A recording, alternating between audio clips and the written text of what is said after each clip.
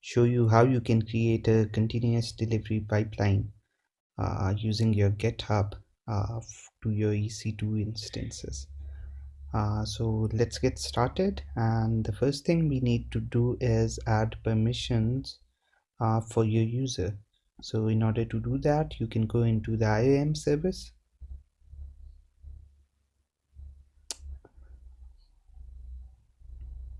I'll go into the users, and I'll add some permissions over here for it. I'll go into attach existing policies, and I'll search for code commit, and I'll provide full access, and then I'll again select code pipeline, and then I'll add this policy as well. I'll go to next, review, and then I'll add the permissions. So this is the first step that we need to do. Make sure that you already have the keys for this user and everything for this user already set up, and then we need to create some rules for it. So in order to do that, what I'll do is I'll go into the role section, and the first thing I need to do is create a role for EC2 instance in order to access the S3 bucket. So I'll search for S3, and I'll select this Amazon S3 read-only access, and I'll go to next, tags. I'll skip this step, and then I'll name it, give it a name. So I'll give it a name EC2 S3 Code Deploy.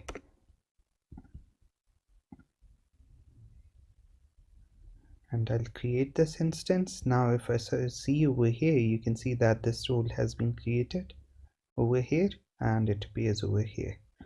Now I need to create another role over here for the code build. So I'll search for code build. I'll select the use case as code build,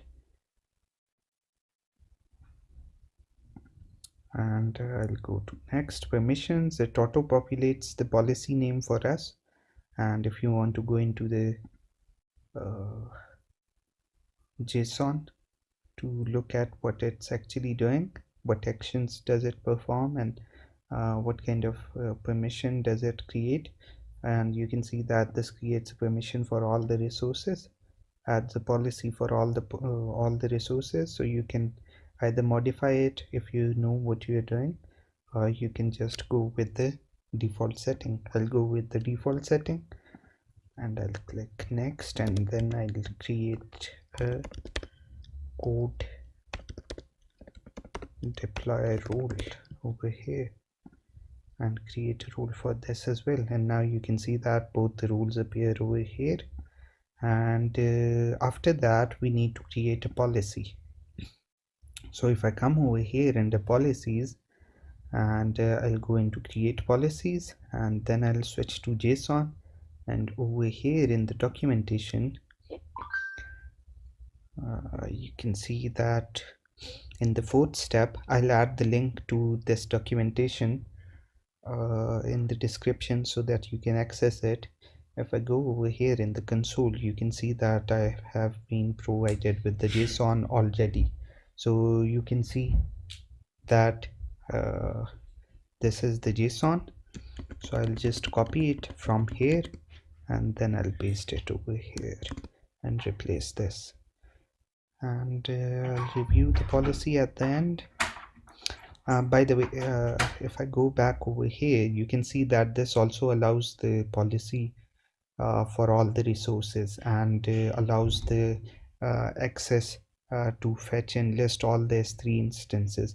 If you want to modify it or restrict it to a certain region or a certain S3 instance, you can use these settings that are provided below it. So you can see that over here it provides another list of resources and everything over here. So if you want to modify it, you can come over here and do that according to your specific choice. So I'll just go ahead and review the policy. I'll add in a name over here, EC2 to-code deploy.policy, and then I'll create this policy. And if I search over here, you can see that I have my policy over here. After this has been done, what I'll do is I'll launch an EC2 instance. So I'll go over here in my EC2 instances.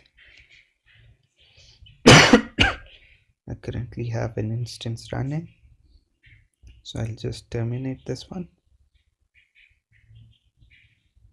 and yes, terminate, and I'll launch instance over here. So I'll be launching a Splunk application instance that is already available over here for me. You can launch any instance according to you. I'm using the Splunk instance because I would be doing some extra things that I want to test on it after creating this code pipeline. So if you want to use any of the other Amazon Linux or Red Hat or Ubuntu, whatever you want to use, you can go ahead with that. So I'll select this. By the way, this is a Red Hat based Linux on which Splunk is already set up. If you don't know what Splunk is, just Google it, and it's quite an amazing thing to dive into. So do take a look at that too if you want to. So I'll select the free tier and I'll move to the next section. Over here I'll select the IAM role that I've already created for this EC2 code deploy, okay, in the previous step. So if you are launching this instance using Terraform or any other infrastructure as code service, so you would need to specify the IAM role if you want to create a code pipeline linked to this EC2 instance. So I'll select this over here, and at the bottom, when we launch the instance, we want the code deploy agent to be running on this instance so that our code pipeline can communicate with this EC2 instance. So for that, I'll also list this link over here in the description. You can see that the instructions have been provided over here. So I'll just copy these instructions. So if I'm using this is a Red Hat based Linux flavor, so I'll copy these instructions. If you are using Ubuntu, you can copy these. If you are using Windows, you can copy these instructions. So for now, I'll copy these and I'll paste it over here, and then I'll replace the bucket name with this. You can see this over here that I would like to replace it with the AWS Code Deploy and the region in which I'm deploying my instance. So I'll just copy paste over here, and I see that I'm in US East 1, so I'll change it to this, and then I'll move to the next stage. Let's skip this. Now I'll add a tag over here. So this over here, I'll add a tag of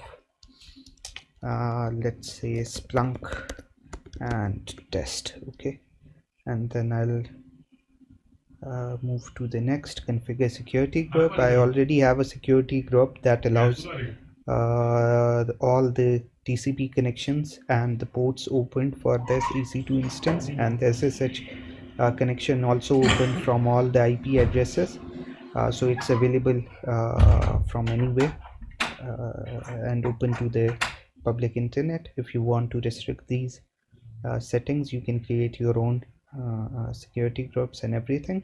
So for now I'm using this just for testing, and then I'll review and launch it, and launch, and I'll select my key pair.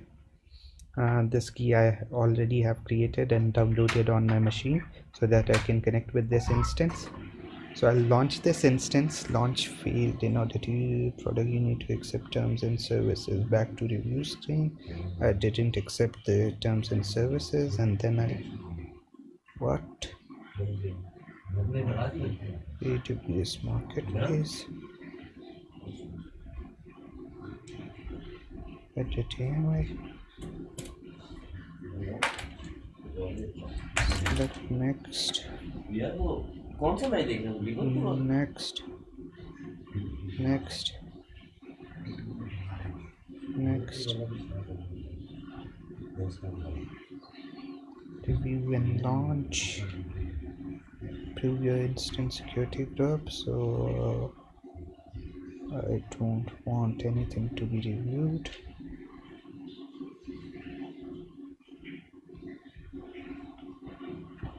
Oh,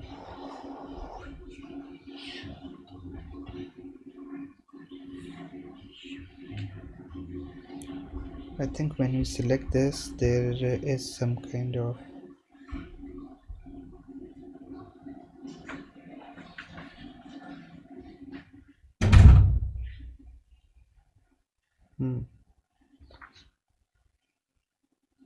I think this instance ID that I've copied is not the correct instance ID.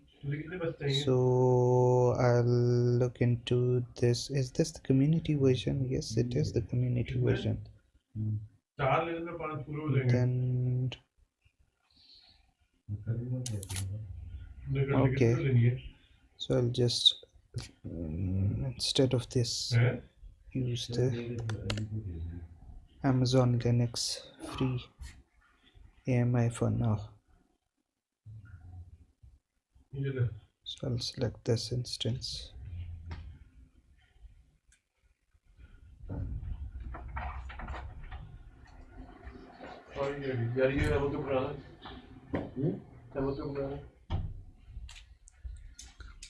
Sorry for this little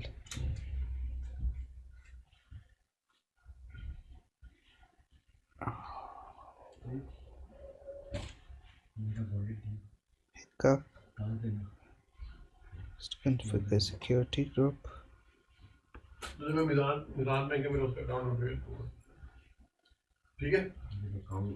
Review and launch. Let's launch this now.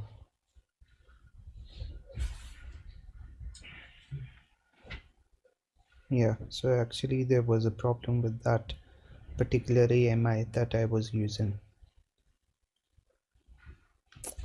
So I'll just launch this instance and wait for it to launch. Until then I'll just copy this, and what I'll do is I'll connect to it from my local machine. So I'll do SSH root at the not the root user EC2 dash. Sorry, first I need to add the key that I already have added in my folder. Identity added, and then what I'll do is I'll try connecting to it using the public DNS. Yes. Okay, and now what I'll do is I'll try to verify if a code pipeline is running. The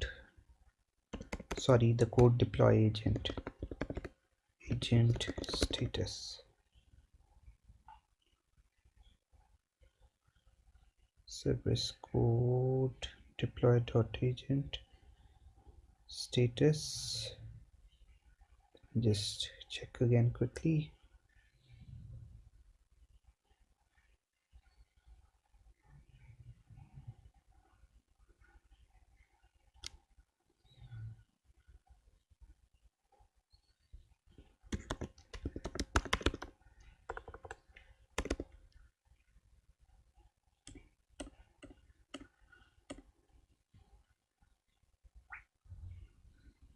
I think I've forgotten the command.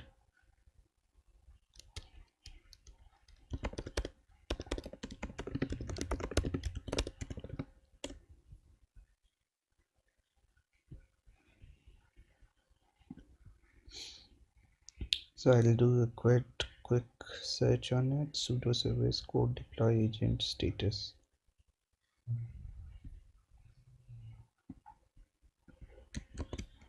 Just copy it and paste it over here, and you can see that it's running. What did I do wrong over here? Oh, sorry, that was a silly mistake on my end. So it's already running.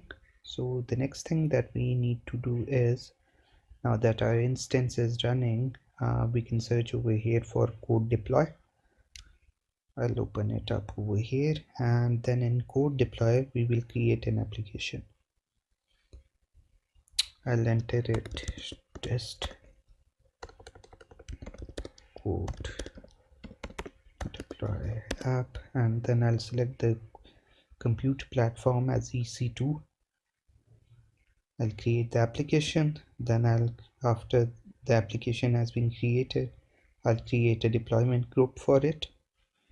So I'll name it, let's say EC2 code deployment group. And you can see that it already shows me an option with the code deploy role that we have already created in the initial steps. So I'll select this role, and over here let this be the default option. Over here in the Amazon EC2 instances, I'll select this, and I'll add the key that the tags that I've created for this particular instance. So if I open up the AWS console over here, and then if I go into EC2 instances and check the tags that I've created for my instance, so over here in the tags you can see that the key is Splunk and the value is test. So I've selected the correct tags over here, and then just disable this load balancing, and everything looks good. We can go ahead and create the deployment group. Once the deployment group has been created, yes, we are good to move to the code pipeline section and create the code pipeline. So you can search over here, or I already have it over here because I've accessed it before. So I'll go into code pipeline, and I'll go into the option to create the code pipeline. I'll name this test pipeline. Let this create a new service role, so we don't have to create this role manually. And in the advanced setting, let these be the default options. Now let's move next. So this already exists, so what I'll do is add a number to it. Then in the source provider, as we have our GitHub repository on the repository, our code on GitHub, so we'll select GitHub from here, and then we'll connect to GitHub. I already have my GitHub account connected with my AWS account, but if you don't have it connected, you'll be presented with a pop-up that would ask you for your username and password, and then would ask you for certain permissions that you need to provide to this particular AWS account in order to access your GitHub account. So now that you have successfully configured the action, okay, but why is it not showing me the repositories? No options. Okay, now it's showing me. So I already have a demo setup over here, and you can see that I have this over here. I'll select the branch over here, the master branch. I'll just open it up quickly over here.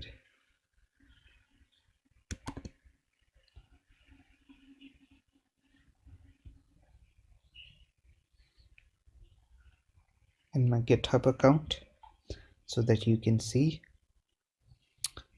this is the repository, and let this be the default GitHub webhook. So whenever we do a commit, or you can even select the option on which you need to trigger the deployment. So we'll see this in the next section, but let it be the GitHub webhooks option selected over here. We'll proceed to next, and the build stage, we don't need to build our application, so we'll skip this for now. And then in the deploy provider, we'll select AWS Code Deploy, and now you can see that the application that we created in the previous step is in the code deploy section. You can see it over here, and the deployment group is also available over here.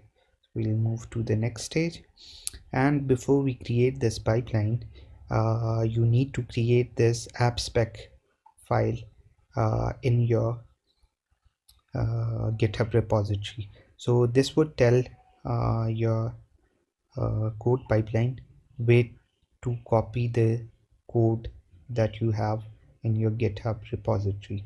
So this would copy the code in this directory var www html and WordPress. Okay, so there are many options over here available. So if you want to take a look over here in the AppSpec section, I'll also add the link to this document as well in the description. So you can see that there are a lot of options over here that are available for you to use. So if you want to create hooks that should be triggered before the code is cloned or after the code is cloned into the EC2 instance and before the build happens, so all these kind of hooks and operations are available to you in this AppSpec file. So you need to create and push this file into the GitHub repo.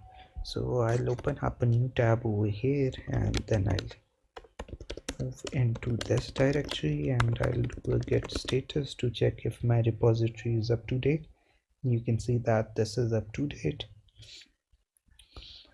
And once you have created this file, the AppSpec file, and pushed it into your GitHub repository, then you can go ahead and create the pipeline.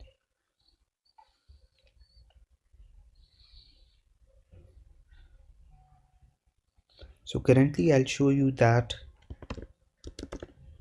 in my EC2 instance over here,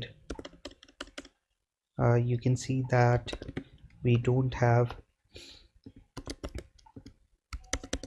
any www the WordPress directory, and we already have it cloned over here.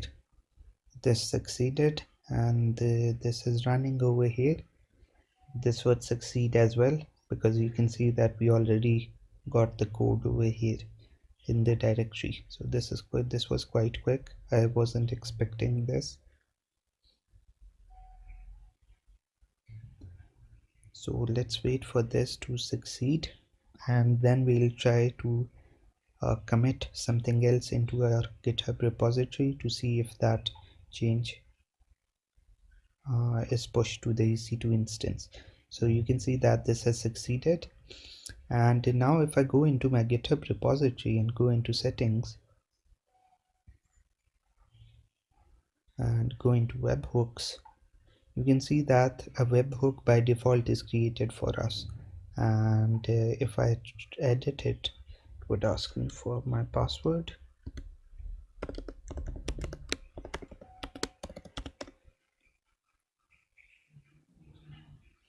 If I scroll down over here, and you can see that currently the trigger is set to just the push event, but you can modify it using multiple events on like pull requests created or merge of repository branches, or if a release is made. So you can modify it according to your choice. So I'll just move back over here, and now what we'll try to do is, currently you can see that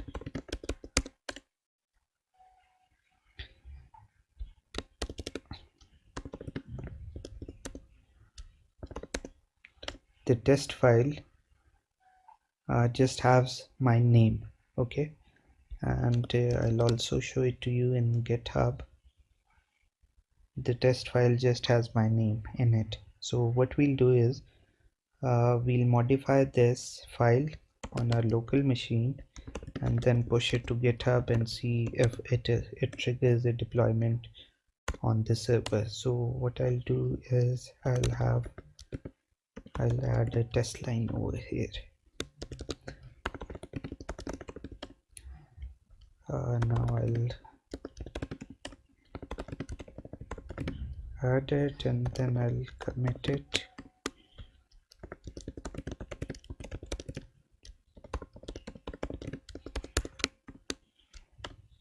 And then I'll do a git push. As soon as I do a git push, a new deployment should be triggered over here, and you can see that this has triggered a new deployment over here and it's in progress. And once this finishes, we should see the change over here in our test file.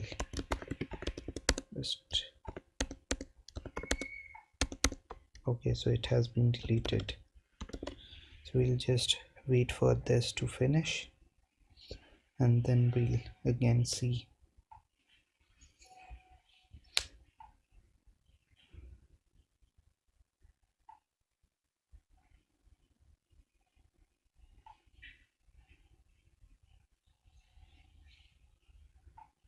So it has succeeded. You can see it over here. Now if I move back over here and go back into the directory,